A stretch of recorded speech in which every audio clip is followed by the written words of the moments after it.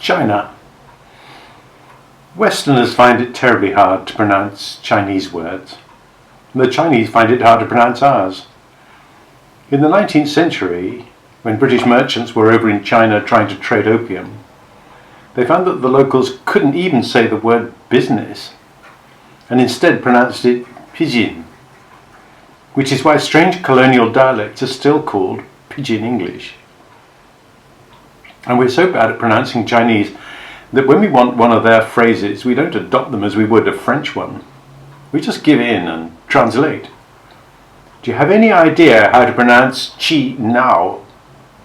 Luckily you don't need to, as we translated it to brainwashing. It was originally a form of Buddhist meditation.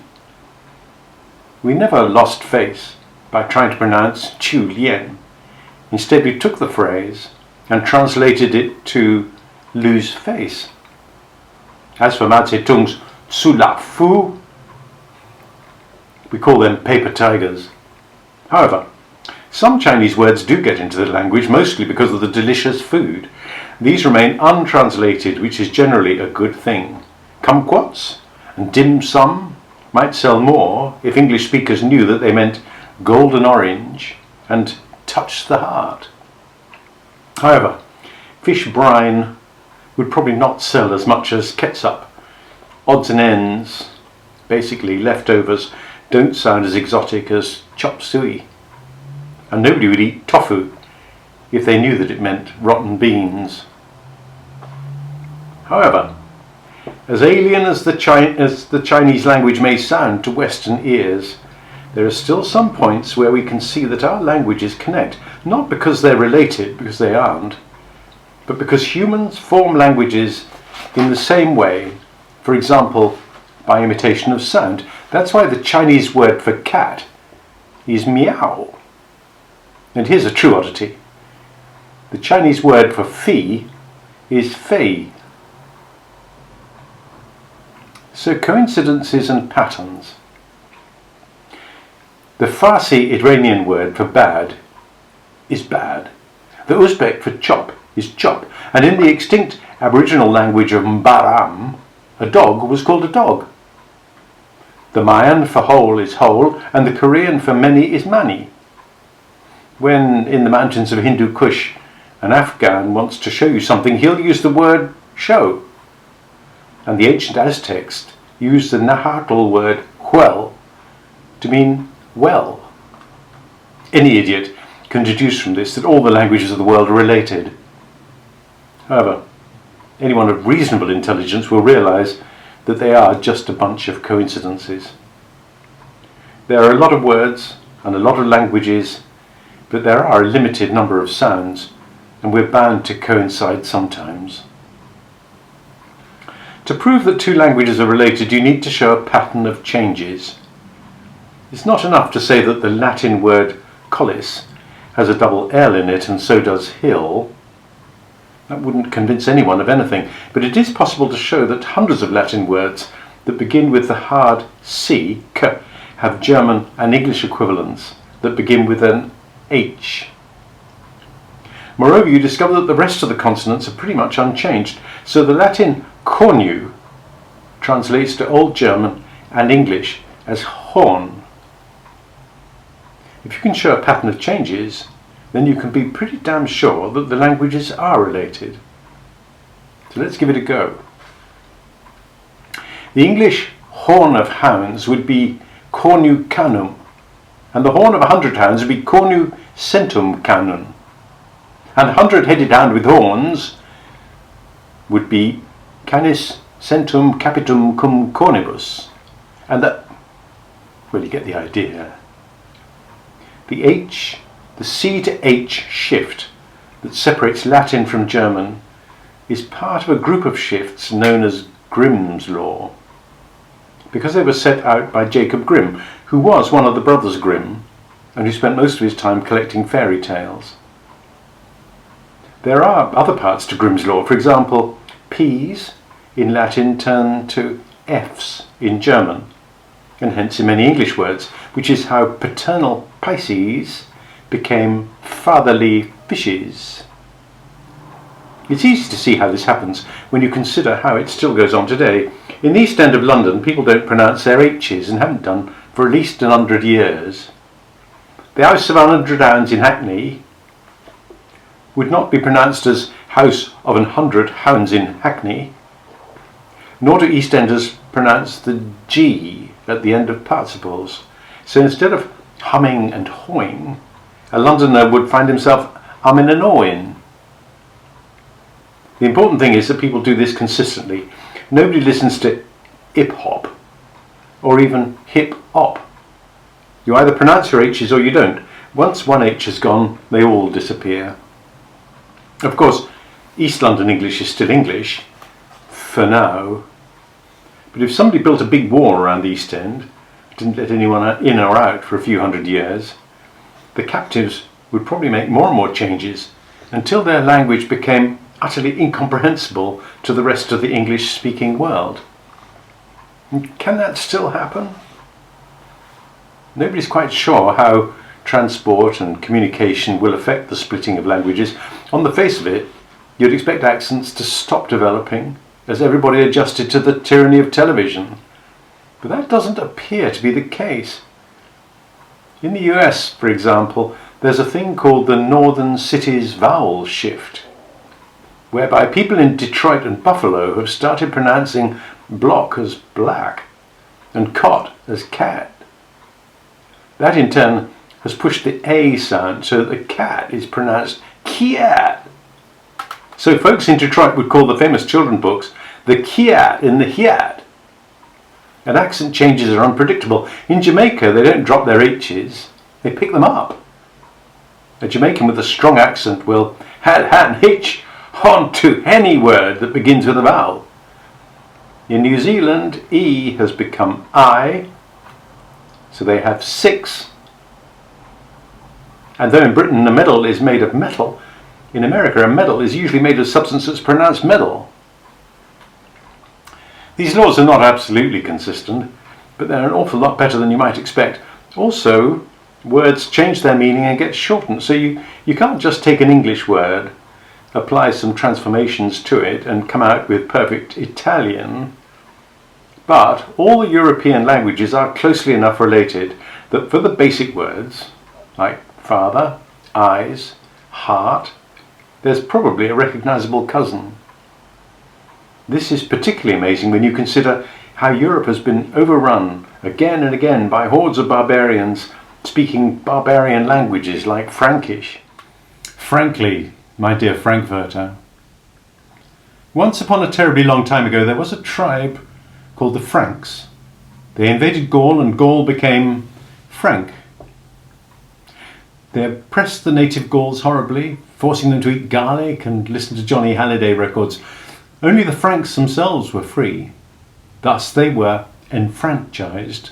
They were able to speak freely or frankly, and everybody else was disenfranchised and not able to approve things just by franking them.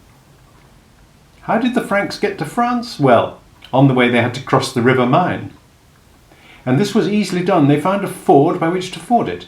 The place became known as Frankfurt on the Main, or Frankfurt am Main. Frankfurt is now best known as a financial centre, but also gave its name to a kind of low-rent sausage called a Frankfurter. By the same token, a hamburger comes from Hamburg and involves no ham, or in the case of many modern hamburgers, no detectable meat at all. Also, a Berliner is a kind of donut from Berlin, which makes J.F. Kennedy's famous remark, "Ich bin ein Berliner," rather amusing to German audiences.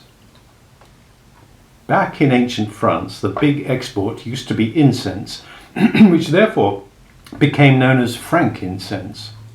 And at least one of the conquering Franks managed to cross the Atlantic still bearing his name of Son of the South Freeborn Landowner, which translates to Benjamin Franklin. You may notice a pattern here. Naturally, the Franks named good things like frankincense and speaking frankly after themselves. It's an absolute truth of linguistics that bad things are foreign. Beastly foreigners. The history of English prejudice is engraved in the English language. These days, the Dutch are considered inoffensive, charming even, but it hasn't always been so. The Dutch used to be a major naval and trading power just across the North Sea from Britain, and so Holland and Britain were natural and nautical enemies. Even when the two countries weren't fighting outright battles, the English would subtly undermine their enemies by inventing rude phrases. Dutch courage is the courage found at the bottom of a bottle, and a Dutch feast is a meal where the host gets drunk before his guests. Dutch comfort is no comfort at all. A Dutch wife is simply a large pillow. A Dutch reckoning is a fraudulent price that is raised if you argue about it. A Dutch widow is a prostitute. A Dutch uncle is unpleasant and stern, and only tight-fisted diners insist on going Dutch. That'll show 'em. In 1934, the Dutch government finally noticed all these phrases. They decided that it was too late to change the English language and instead made it a rule that their ambassadors in English-speaking countries only use the term the Netherlands. The Dutch probably invented their own equivalent phrases about the English. Nobody knows what they are. As Dutch language is double Dutch to us. Anyway, the English were too busy thinking up nasty phrases about other neighbours. Welsh rabbit, rarebit, used to be called Welsh rabbit, on the basis that when a Welshman promised you something nice to eat, like rabbit, you were probably only going to get cheese on toast. The English also used to believe that the Welsh were crazy for cheese. Grose's Dictionary of the Vulgar Tongue, 1811, records that the Welsh are said to be so remarkably fond of cheese that in cases of difficulty their midwives apply a piece of toasted cheese to the janua vita, the gates of life, to attract and entice the young taffy, who on smelling it makes most vigorous efforts to come forth. By the same token, a Welsh carpet was a pattern painted or stained onto a brick floor. A Welsh diamond is a rock crystal, and a Welsh comb is your fingers. When they'd finished abusing the Welsh, the English phrase makers turned their fury on the Irish, who made Irish stew out of leftovers. In fact, it was decided that the Irish were so nonsensical that nonsense itself was called Irish. Yet the great enemy of England has always been France. We believe the French to be dishonest lechers, which is why a French letter is a condom. A French leave is truancy, although here the French have got their own back by calling the same thing filet à l'anglais. And when the English got bored with just using the proper names of countries to insult them, they decided to think up nasty names for absolutely everybody. Pejoratives. Here are some pejorative terms for the European nations and their origins. Frog, short for frog eater, 1798. Previously, 1652, the pejorative for a Dutchman because Holland is so marshy. Kraut, from the German for cabbage, first recorded in 1841 but popularised during the First World War. Hun, meaning destroyer of beauty, in 1806, long before it became the pejorative for German. And that's because the Huns, like the Vandals, were a tribe who helped to bring down the Roman Empire. The actual order was Vandal, Goth, Hun, pushing each other from Germany through France to Spain and North Africa. Matthew Arnold called art haters Philistines, on the same basis of naming people you don't like after an ancient tribe. It was Kaiser Wilhelm II who first applied Hun to Germans in 1900 when he urged the army he was sending to China to mimic the behaviour of their supposed Hunnish forebears and take no prisoners, a phrase that's usually attributed to him, although someone had doubtless said something like it before. The word was taken up as a pejorative during the World Wars, as though the Germans imagined their ancestors to be raffish and rugged. The British thought them beastly. Wop, 1912, an American term for Neapolitan dialect guapo, meaning dandy or gigolo. Dago, 1823, from Diego, obviously, originally for either Spanish or Portuguese sailors. And spick, 1913, American term for anyone in the slightest bit Hispanic, derives from no speak English, or maybe from spaghetti via spaghetti, 1910. However, language and history have been cruelest to the Slavs of Eastern Europe. Slavs such as the Bulgars spent many years battling against their neighbours. They weren't always successful, but there was a Byzantine empire named Basil the Bulgar Slayer. Ought to give you some idea of what happened. Basil the Bulgar Slayer once captured 15,000 Bulgars and blinded 99% of them. Every 100th Bulgar was left with one eye so that he could lead his 99 comrades home. Byzantine historians call this a clever tactic, but to our more modern minds, it looks plain damn rude. Basically, the Slavs had a hard time of it. When they weren't being slain by Basil in the south, they were being subjugated by the Holy Roman Empire in the north and forced into lives of servitude. So many Slavs were defeated and oppressed that the word Slav itself became interchangeable with forced labourer, and that's where we got the word slave. Now, before the next chapter, which common valediction surrenders you to a life of servitude? Adieu, toodle pip, or ciao? Ciao, slave driver. The word slave comes from Slav, and though it varies between Western languages, the poor Slavs were everybody's original slave. The Dutch got Slav, the Germans got Sklav, the Spanish got Esclavo, and the Italians got Schiavo. Medieval Italians were terribly serious fellows. They'd wander around solemnly declaring to each other, "I am your slave." However, being medieval Italians, what they actually said was, "Sono vostro schiavo." Then they got lazy and shortened it to Schiavo.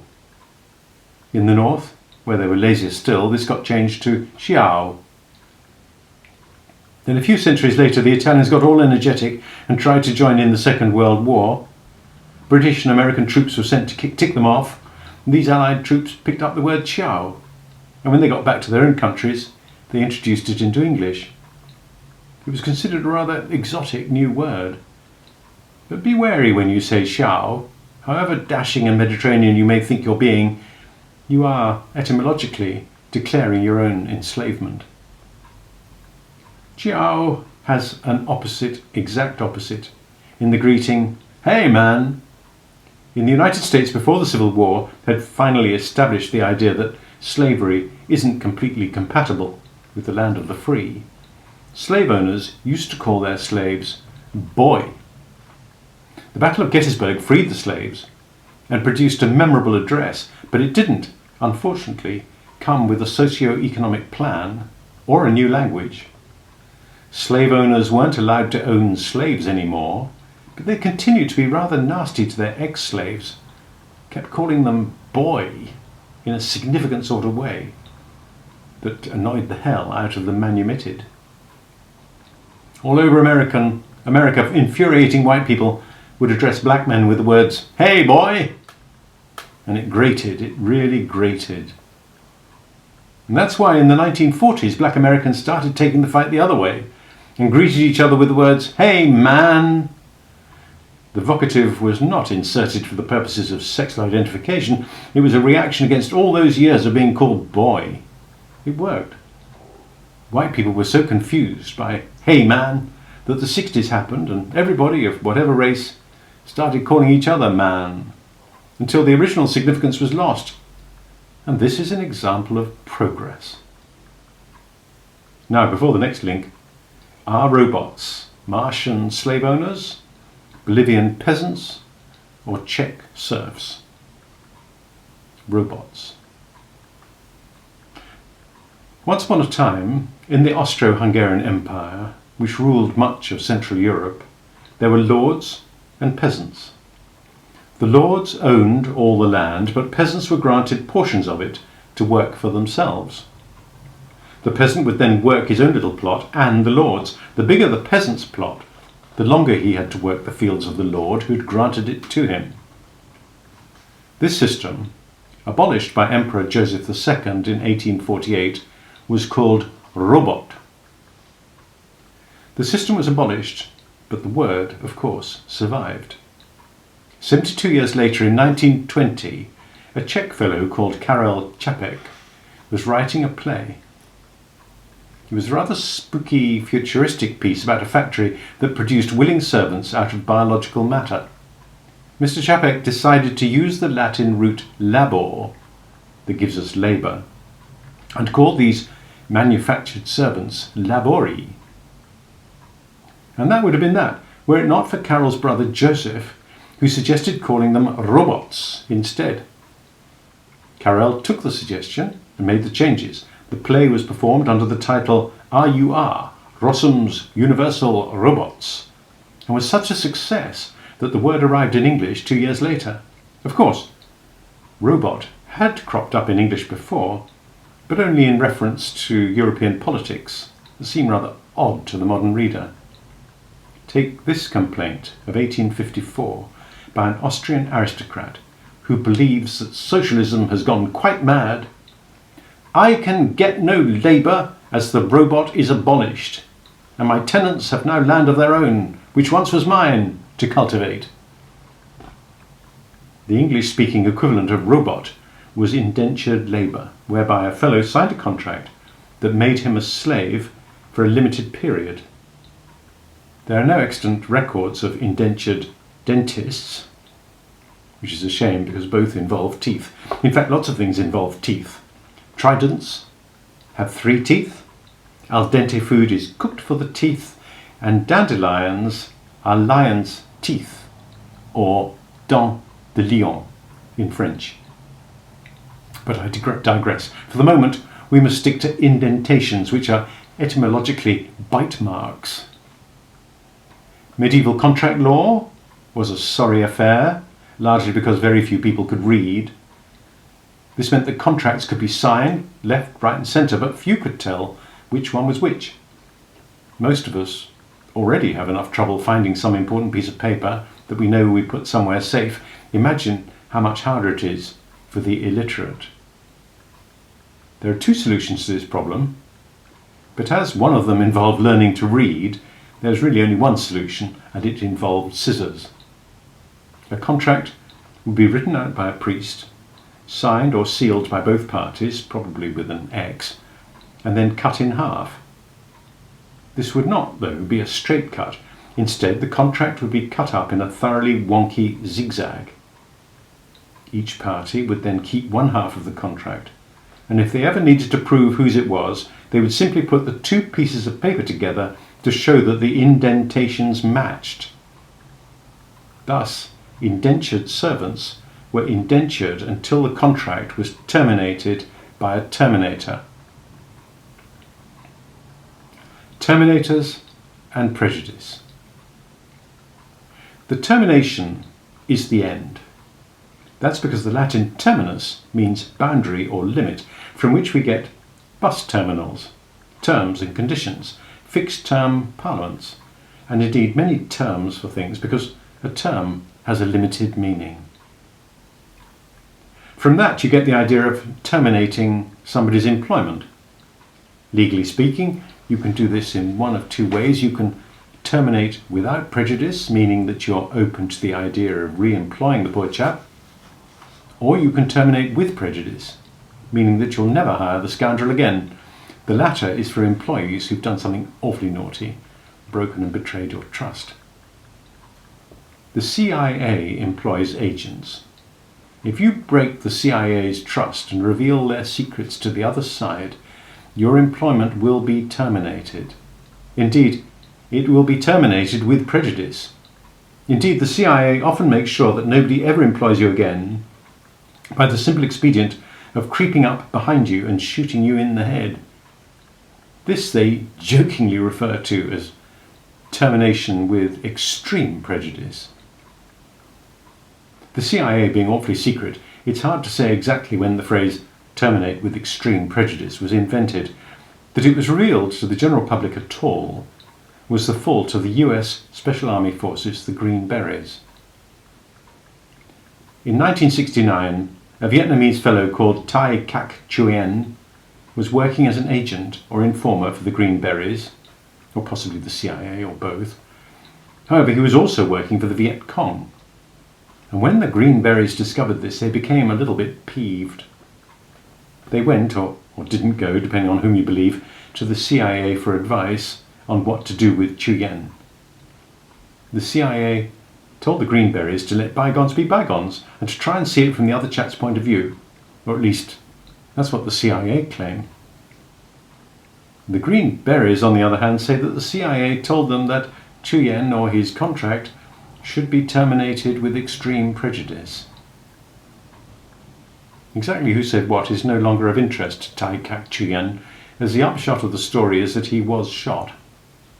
8 Green Berets were arrested over the affair, and in the brouhaha and the court-martial that followed, the CIA joke about contract law was finally brought out into the open.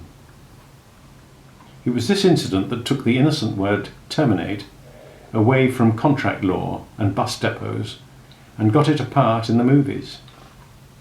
First, there was a mention in Apocalypse Now, 1979, where the hero is sent off to find Colonel Kurtz and terminate him with extreme prejudice. Soon, terminate was so sturdily established in the public mind as a big, tough, scary synonym for kill that in 1984 James Cameron decided to call his big, tough, scary killer robot the Terminator. Terminators and equators. If you look up Terminator in a dictionary, you're unlikely to find any reference to death or cyborgs. The first definition will be an astronomical one, because the Terminator is the line that divides the illuminated part of the planet from the darker half. So the straight line down the middle of a half moon is a terminator. Astronomy and astrology, which were once the same thing, used to be big business, until somebody pointed out that the huge and distant balls of hydrogen were unlikely to affect your love life. Horoscopes were sent to skulk at the back of the newspaper with the crosswords and personals. Yet the terminology of astrology survives all over the language. For example, if a fellow is of a friendly disposition, it's because his friendliness is the inevitable consequence of the positions of the planets at the moment of his birth, or rather the distances between the planets, hence disposition. If Jupiter was in the ascendant when you were born, you are of a jovial disposition. And if you're not jovial but miserable and saturnine, that's a disaster, because a disaster is a disastro, or misplaced planet. Disaster is Latin for ill-starred. The fault, as Shakespeare put it, is not in our stars, but the languages. Culmination, opposition, nadir, depression, and aspect are all words that we have purloined from the horoscopes and telescopes of antiquity. However, astrology is not the only reason that the heavens take precedence over the earth. There's a simpler question of visibility. The North Pole, for example, is very far away and inconveniently located for public transport. But you can see the pole star from your house, provided you're in the Northern Hemisphere. The celestial equator is an imaginary projection of the Earth's equator out into space. And the stars through which the celestial equator passes shine brightly every night, no matter where you are. Although to reach the real equator requires a journey, and that's why the word equator referred to part of the sky 2 centuries before it referred to part of the globe. Equality in Ecuador. because the Earth wobbles on its axis. The celestial equator is over the terrestrial equator only twice a year, as the equinoxes, when night and day are of equal length. The sun is a nomad, and for the first half of the year it tramps slowly southwards until it gets to a latitude of 23 degrees, at which point it turns around and heads for 23 degrees north, where it turns again. The Greek for turn was tropos, which is why a turn of phrase was for them a rhetorical trope. That's also the reason that the latitude of 23 degrees south is the Tropic of Capricorn, and its northern equivalent is the Tropic of Cancer, and everywhere in between is tropical. Bang in between the two tropics is the equator that runs like a 25,000-mile belt around the Earth. The Spanish for equator is Ecuador. So when they found a country through which the Ecuador ran, they called it Ecuador. The equator is called the equator because it divides the Earth into two equal sections, which therefore have equality. In most circumstances, inequality is iniquitous, but sometimes iniquity is necessary. Not everybody can be equal. Take, for example, sport. You have two teams that have equal status, but when they argue, you need somebody of higher status to judge between them. This referee is not on a par with them. In Latin he was a non-par, and in Old French he was non-pair, and then something happened to the N and he became an umpire. An undignified fate often awaits words that begin with an N. Cooks used to wear a napron, but naprons were more often stained than written down, and so the A was able to craftily steal the N away from napron, and now a cook wears an apron. This fickle N is something to ponder next time you're bitten by nada. I wouldn't ponder it too long. Sometimes the inconstant N travels the other way. What was once an ute is now a newt, and an extra name, an eke name, is now a nickname. The Latin par also gave us parity, peer groups, peerless, peers of the realm. It may seem rather odd that aristocrats who are above everybody else should be called peers. The reason is that Charlemagne had 12 noble knights who were all equal and therefore peers. In fact, Charlemagne didn't have 12 knights, but there was a legend that he did, and that's quite good enough for spawning a word. Par hides all over the place. If you do somebody down and make them feel less important than you, then you disparage them. And if you have a girl to live with you as an equal, she is an au pair. Au pair. But the most obvious place that the word par survives is on the golf course, as the score between a birdie and a bogey. Bogeys. Why is the score of 1 over par called a bogey? Any game of golf is played against two opponents. You're competing against the other golfer, and you are competing against the ground score, the scratch value, the par, the number of strokes a professional golfer should take to complete the course. Of your two opponents, the ground is usually the harder to beat. There was a terribly popular song in Victorian England called The Bogeyman. It was about the nasty mythical fellow who creeps into the rooms of naughty children and causes all sorts of trouble to all sorts of people. And this song was running through the head of Dr. Thomas Brown as he played a round of golf in Great Yarmouth one day in 1890. The idea of playing against the ground score in golf was quite new at the time. Originally, pars and eagles and birdies were unknown in golf. All you did was to add up your total number of shots, and whoever had the lowest was the winner. This was the first time that Dr. Brown had played against the ground, and he didn't like it. He preferred to play against an opponent because, as he observed, the ground always seemed to beat him. It was an enemy that followed him around the course, but never appeared in person. And in the end, Dr. Brown decided that his invisible opponent was the bogeyman. Just like in the song. His joke caught on in Great Yarmouth and then spread around the golfing world. The bogey became a score. Lone golfers were therefore playing against the bogey, and the word spread until it meant par for the course. It wasn't until the 1940s that the word shifted to mean 1 over par, and nobody is quite sure why.